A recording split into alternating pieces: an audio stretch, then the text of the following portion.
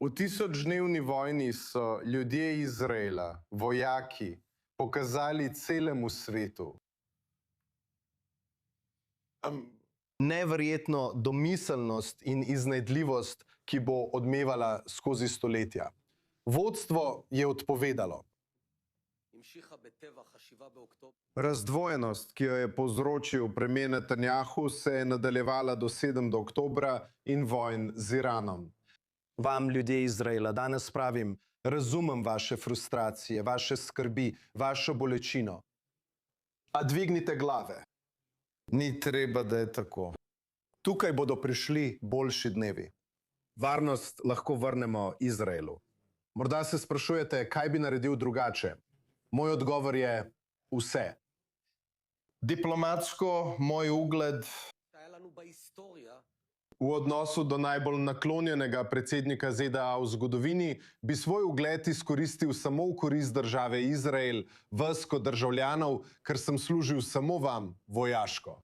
Vrnil se bom k doktrini hitrih in odločnih vojn v nasprotju z doktrino Netanjahuja dolgotrajnih, napornih vojn, ki so izčrpale gospodarstvo in družbo. Obnovili bi diplomatske.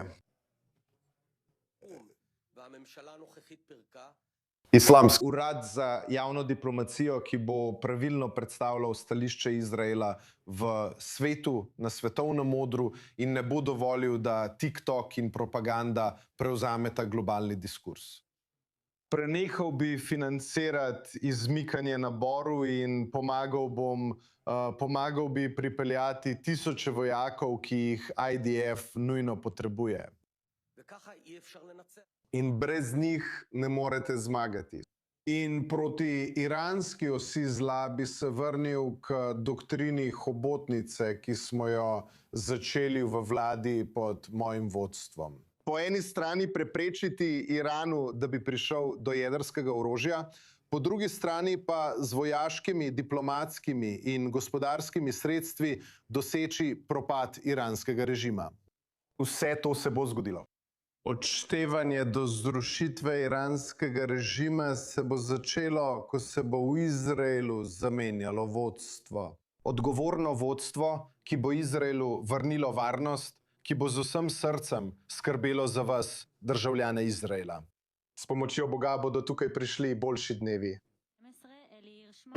Vprašanje kanala 12.